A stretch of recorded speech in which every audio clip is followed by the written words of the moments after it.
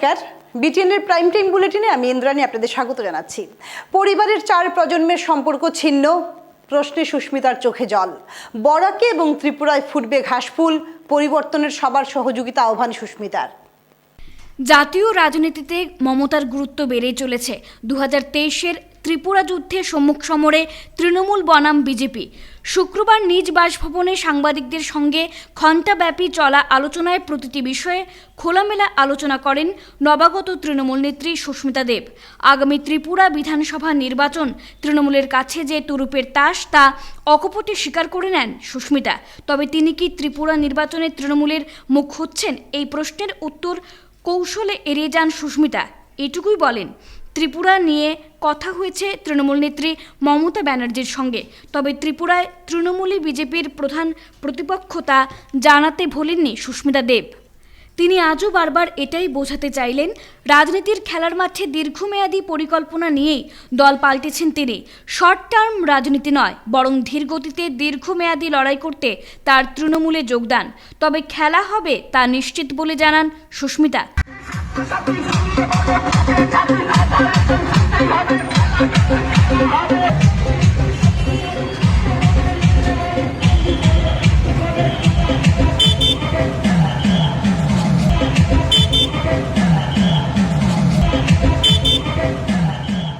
সুস্মিতা বলেন, বাবার কাছ থেকে পাওয়া ও নিজের রাজনৈতিক যতটুকু বোধ আছে সেই বোধের জায়গা থেকেই কঠিন এই সিদ্ধান্তটি নিয়েছি। একই সঙ্গে তিনি স্পষ্ট জানিয়ে দেন, সোনিয়া গান্ধী কিংবা রাহুল গান্ধীর উপর তার কোনো ক্ষোভ নেই। বলেন, মাত্র 3 দিন হয়েছে নতুন পার্টি জয়েন করেছি, ফলে একটু সময় দিতে হবে। তবে মনে করিয়ে দেন, সন্তোষ মোহন ও মমতা ব্যানার্জির একটা ব্যাকগ্রাউন্ড রয়েছে। আমার পরিবারের সঙ্গে মমতাজির দীর্ঘ 40 বছরের সম্পর্কও তো রয়েছে, কাজেই মমতা ব্যানার্জি ও আমাদের সম্পর্ক নতুন নয়। সুস্মিতা বলেন, তৃণমূলে যোগদানের পর মমতার সঙ্গে তার 45 মিনিট ঘরোয়া পরিবেশে কথা হয় এবং মমতাজি তার সামনেই মা বিথিকা দেবের সঙ্গে ফোনে কথা বলেন এবং নিশ্চিত করেন, আপনার মেয়ের রাজনৈতিক ভবিষ্যৎ এখন থেকে আমার রক্ষণাবেক্ষণে থাকবে। সুস্মিতা আরও বলেন, বিজেপি থেকেও তার কাছে অফার এসেছে, কিন্তু বিজেপির সঙ্গে আদর্শগত পার্থক্য থাকায় আমি তাদের প্রস্তাব সসম্মানে ফিরিয়ে দিই। কংগ্রেসের সঙ্গে 4 প্রজন্মের দীর্ঘ পারিবারিক সম্পর্ক ছিন্ন করা কতটুকু কঠিন ছিল, বিটিএন প্রতিনিধির এই প্রশ্নের উত্তরে খুব আবেগপ্রবণ হয়ে পড়েন সুস্মিতা। তার চোখ জলে ভিজে ওঠে। পরক্ষণেই নিজেকে সামলে নিয়ে সুস্মিতা বলেন, সত্যি দল ত্যাগের সিদ্ধান্ত আমার কাছে খুব কঠিন ছিল। আমি 3-4 রাত ঘুমোতে পারিনি বলে জানান সুস্মিতা। কঠিন ছিল। আমি প্রায় 3-4 দিন ঘুমাইনি। আমার এগেনস্টে লেখা আমি মাইন্ড করি না, but I have never treated the press of Borak Valley as outsiders. Never. And I never will. It is not about advertisement and this and that, but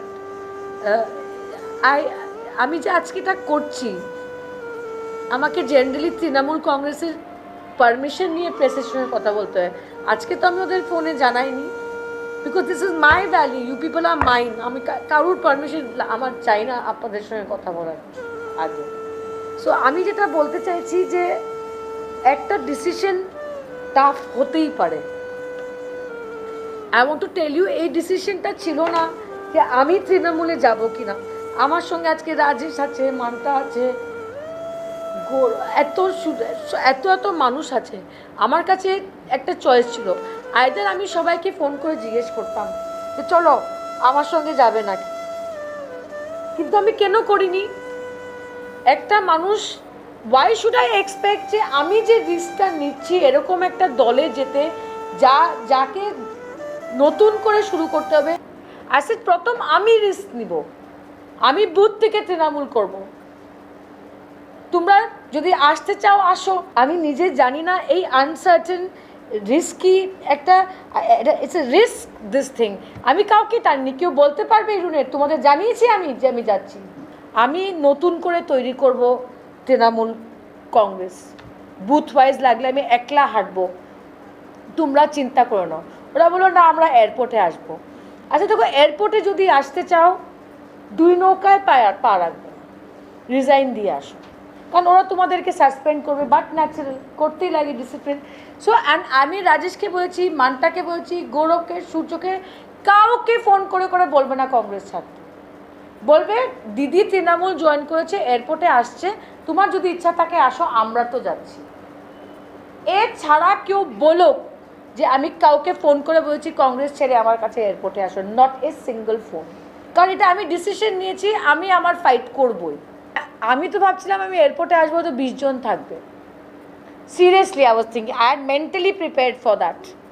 decision was not at all easy, not at all easy. আজকে যদি আমার easy path থাকতো আমি বিজেপিতে চলে যেতাম। It's in পাওয়ার, দিল্লিতে পাওয়ারে আছে, আসামে পাওয়ারে আছে, সব আছে, ক্যাডার আছে, অর্গানাইজেশন আছে, টাকা আছে, পয়সা আছে, সব ছিল ওদের কাছে। I could have gone there but I didn't go. কৌশিকরা নাকি বলেছে, আমি চেষ্টা করেছিলাম যে আমি কৌশিকদাকে বলবো যে আপনি যখন এই কথাটা বলেছেন, আপনি যদি প্রমাণ করতে পারেন যে সুস্মিতা দেব বিজেপিকে অ্যাপ্রোচ করেছে, আমি রাজনীতি ছেড়ে দেবো। তৃণমূল কংগ্রেসে যোগদান অব্যাহত, যোগ দিলেন 235 জন। তৃণমূল কংগ্রেসের পক্ষ থেকে যোগদান সভার আয়োজন করা হয় তৃণমূলের নেতা সুবল ভৌমিকের বাড়িতে। পশ্চিমবঙ্গের তৃণমূল নেতা ঋতব্রত ব্যানার্জির হাত ধরে অমরপুর থেকে 60 পরিবারের 235 জন বিভিন্ন দল ত্যাগ করে তৃণমূল কংগ্রেসে যোগদান করেন। খুব অল্প দিনে তৃণমূল কংগ্রেসের সদস্য ভর্তি অভিযান দ্রুত হারে বেড়ে চলেছে। জনগণ পরিবর্তনের সরকার চান, যার হাত ধরে ত্রিপুরার জয় জয়কার হবে। গ্রামাঞ্চলে আর্থসামাজিক উন্নয়ন রাজ্য সরকারের বদান্যতায় তলানিতে ঠেকেছে। এ নিয়ে বিস্তারিত জানান তৃণমূল কংগ্রেসের ঋতব্রত ব্যানার্জি।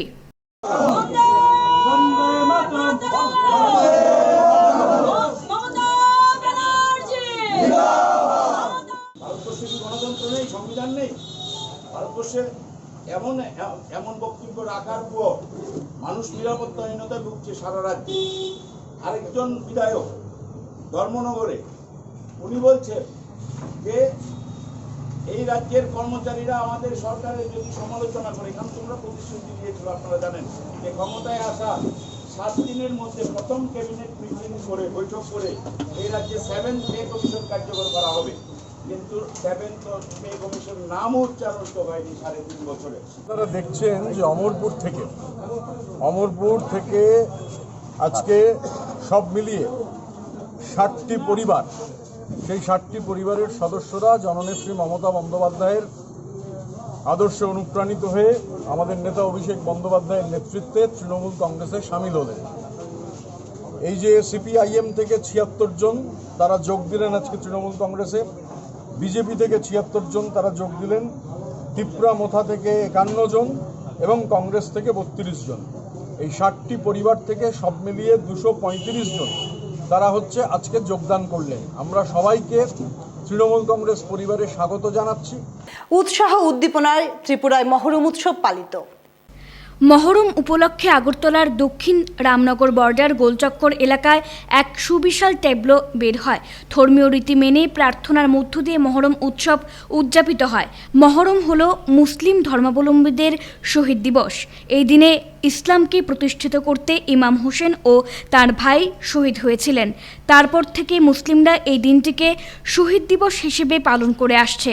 র্যালিটি দক্ষিণ রামনগর সৃষ্টি ক্লাব সংলগ্ন এলাকা থেকে বের হয়ে বিভিন্ন পথ পরিক্রমা করে কবরস্থানে নিয়ে শেষ হয়।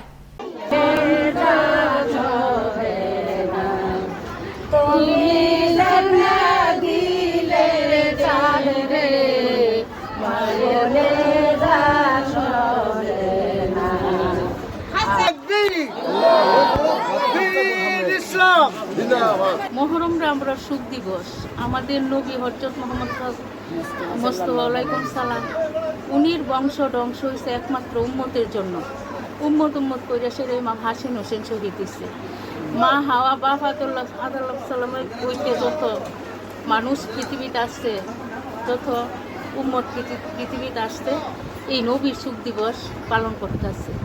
ওই হিসাবে আজকে মহরমের চাঁদে, মহরমের চাঁদ হচ্ছে আরবি মাসে প্রথম মাস। আর মহরমের চাঁদ পৃথিবীর সৃষ্টি, পৃথিবী কিয়ামত। মহরমের চাঁদে সমস্ত কিছু। তো আমাদের ইমাম হাসান হোসেন শহীদ হাসেন সে জহর খাইয়া হুসেন শহীদ হয়েছে কারবালাতে যায়। 65 বছর থেকে আমাদের এটা চালু হয়েছে, আমরা এই পর্যন্ত চালিয়ে যেতে আছি। ইমাম হুসাইন শহীদ হয়েছে আজকের থেকে প্রায় 1300 বছর আগের থেকে আমাদের এই মর্মান্তিক ঘটনা হয়েছে।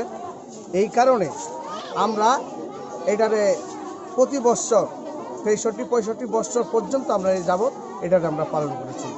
জামালপুর জিপির উন্নয়নমূলক কাজে ব্যাপক দুর্নীতির অভিযোগে বিক্ষোভ স্থানীয়দের। দক্ষিণ ধলাইয়ের জামালপুর জিপির উন্নয়নমূলক কাজে নিয়মের অভিযোগ। জিপির পঞ্চায়েত কর্তারা ব্যাপক দুর্নীতি করছেন বলে অভিযোগ উঠছে। বৃহস্পতিবার জামালপুর জিপি কার্যালয়ে বিক্ষোভ দেখায় কংগ্রেস। এদিন সকাল 11টা থেকে শুরু বিক্ষোভ কর্মসূচিতে বক্তব্য রাখতে গিয়ে জামালপুর মণ্ডল কংগ্রেস সভাপতি মুজিবুর রহমান লস্কর, বিধান বরভূইয়া, সুব্রত দাস, আফতাব উদ্দিন, টিটু লস্কর, রফিক তালুকদার সহ অন্যান্যরা বলেন, এমজিএনরেগা চতুর্দশ অর্থ কমিশনের কাজে ব্যাপক দুর্নীতি করছেন পঞ্চায়েত প্রতিনিধিরা। এ নিয়ে নিঃসন্দেহে ক্ষোভ এলাকাবাসীর মধ্যে রয়েছে। তারা নিরপেক্ষ তদন্তের দাবি জানান, অন্যথায় তীব্র আন্দোলন গড়ে তোলার হুঁশিয়ারি দেন বিক্ষোভকারীরা। উন্নয়নের তহবিল থেকে আমাদের জামালপুর জিপির পঞ্চায়েত জিপি সভাপতি আর আমাদের এপি সদস্য এবং আমাদের জামালপুর জিপির যে 10 জন সদস্য আছেন সবাই মিলে আমাদের জামালপুর জিপির উন্নয়নের তহবিল থেকে অনেক টাকা পয়সা নয়সয় করেছেন এবং আমাদের জামালপুর জিপিতে যে সময় কাজ প্রথমে শুরু করেছেন তখন আমাদের জামালপুর জিপিতে ডিএমসি কমিটি বানিয়েছেন। সেই কমিটিতেই ওনারা তাদের নিজের পরিবারের সদস্য, নিজের মানুষেরকে বিএমসি চেয়ারম্যান বানিয়ে ওরা অনেক লুটপাট করেছেন। যেমন বিএমসিতে আধুনিক ত্রিপুরার রূপকার মহারাজ বীর বিক্রম কিশোর মাণিক্য বাহাদুরের জন্মতিথি উদযাপন। আধুনিক ত্রিপুরার রূপকার মহারাজা বীর বিক্রম কিশোর মাণিক্য বাহাদুরের 113তম জন্মবার্ষিকী যথাযোগ্য মর্যাদায় পালন করা হয় ত্রিপুরা প্রদেশ বিজেপি কার্যালয়ে। এদিন মহারাজার প্রতিকৃতিতে পুষ্পার্ঘ্য অর্পণ করে শ্রদ্ধা জানান বিজেপি রাজ্য সভাপতি মানিক সাহা ও কেন্দ্রীয় প্রতিমন্ত্রী প্রতিমা ভৌমিক সহ অন্যান্য কর্মকর্তারা। এছাড়া রাজবাড়ির সামনে জমায়েত হয়ে পুষ্পার্ঘ্য অর্পণ সহ রাজপথে শোভাযাত্রা বের হয়। শোভাযাত্রার শেষে মহারাজের সমাধিতে পুষ্প নিবেদন সহ সন্ধ্যায় রাজবাড়িতে মিউজিয়াম ঘোরার জন্য বিনামূল্যে দুপুর 2টো থেকে 4টে পর্যন্ত পর্যটকদের জন্য খোলা থাকবে।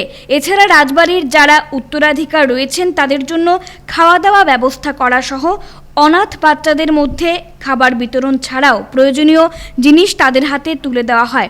এ নিয়ে বিস্তারিত তুলে ধরেন প্রদেশ বিজেপির কর্মকর্তা সহ রাজপরিবারের সদস্যরা। मैं यहाँ से दशम कामी से खुम्बुलुंग के बाद अगरतला में स्टेट गवर्नमेंट का एक प्रोग्राम है। उसके बाद जमथुम के बाद किला के बाद टाकर चला जा रहा हूँ। अभी यहाँ है।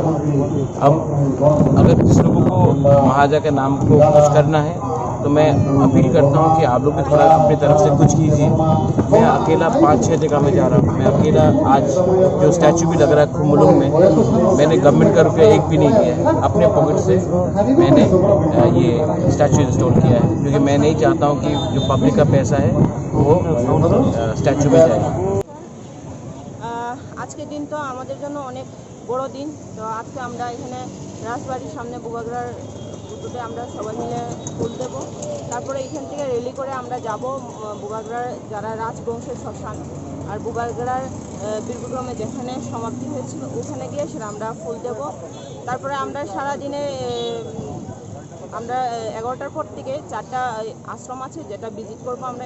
অজানা পোকার আতঙ্কে অতিষ্ঠ ত্রিপুরার উপজাতি জনগোষ্ঠীর মানুষেরা।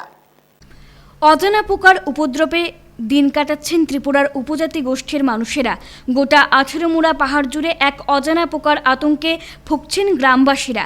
এই আতঙ্ক থেকে পরিত্রাণ পেতে উপজাতি গিরিবাসীদের অগ্নি সংযোগের মাধ্যমে ধোঁয়া সৃষ্টি করে দিন অতিবাহিত করতে হচ্ছে, যা সভ্য সমাজের অসম্ভবের মতন ঘটনা। অন্যদিকে এই অজানা পোকার কামড়ে উপজাতিরা বিভিন্ন রোগে আক্রান্ত হচ্ছে বলে খবর। প্রসঙ্গক্রমে 18মুড়ার পাদদেশে ওলানো পোকার আক্রমণ ঘটনা মুঙ্গিয়াকামী আরডি ব্লকের অধীনে গোটা 18 মুড়া পাহাড় জুড়ে প্রচুর উপজাতিদের বসবাস। তাদের আয় উপার্জনের মাধ্যম একমাত্র জুম চাষ। খেয়ে বেঁচে থাকার তাগিদে তারা পাহাড়ে বিভিন্ন স্থানে বসবাস করে আসছেন। খবরে জানা যায় 18 মুড়া পাদদেশে বসবাসকারী উপজাতিবাসীরা ওই ওড়ানো পোকার কামড়ে বর্তমানে অতিষ্ঠ।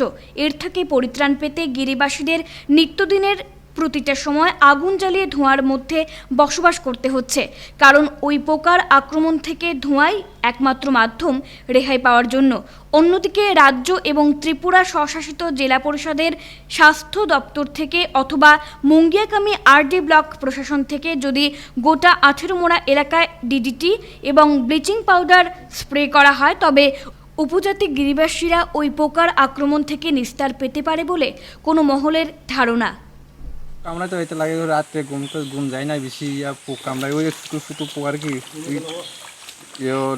কালা কালা আর কি, এটা লাগে দোয়া লাগে আর কি, দোয়া কিছু লাগে দিলে তো যাই, তাই যাই না আর কি। এই পোকগুলো কামড়ালে কি হয়? তো বুঝতে কামড়ে গোটা গোটা আর কি, ছোটো পোক কামড়লে তো করতে তারা ম্যালেরিয়া গিয়া চেক করা আর কি পাহাড়। তেলিয়ামুড়া মুঙ্গিয়াকামী এলাকায় মহারাজ বীর বিক্রম কিশোর মানিক্যের 113তম জন্মদিন উপলক্ষে ফুটবল টুর্নামেন্ট আয়োজিত। ত্রিপুরায় স্বশাসিত জেলা পরিষদের উদ্যোগে মহারাজা বীর বিক্রম কিশোর মানিক্য বাহাদুরের 113তম জন্মবার্ষিকী উপলক্ষে ফুটবল টুর্নামেন্ট অনুষ্ঠিত হয়। মুঙ্গিয়াকামী দ্বাদশ শ্রেণীর বিদ্যালয়ের মাঠে এক ফুটবল টুর্নামেন্ট অনুষ্ঠিত হয়। এতে উপস্থিত ছিলেন জেলা পরিষদের ইএম তথা স্বাস্থ্যমন্ত্রী কমল কলই। আমন্ত্রিত অতিথিরা আনুষ্ঠানিকভাবে টুর্নামেন্টের উদ্বোধন করেন। এদিন 33টি দল খেলায় অংশগ্রহণ করে। মহারাজা বীর বিক্রম কিশোর মানিক্যের 113তম জন্মবার্ষিকী দিবস উপলক্ষে সারা রাজ্যব্যাপী 33টা আমাদের এডিসির sub zonal wise under 19 football খেলোয়াড়দের নিয়ে আমাদের আজকে থেকে শুরু হচ্ছে ত্রিপুরা ফুটবল লিগ। এতে আজকে সব জোনাল লেভেলে এই অনুষ্ঠানটা শুরু হচ্ছে, আজকে উদ্বোধন হচ্ছে। সেই হিসেবে মুঙ্গিয়াকামী সাব জোনাল এবং দুস্কি সাব জোনাল দুটোর মধ্যে আজকে খেলাটা অনুষ্ঠিত হয় মুঙ্গিয়াকামী হাই সেকেন্ডারি স্কুল মাঠে। এখনকার মতন বিটিএন প্রাইম টাইম বুলেটিন এ পর্যন্তই। পরবর্তী সংবাদ দেখতে চোখ রাখুন বিটিএন এর পর্দায়।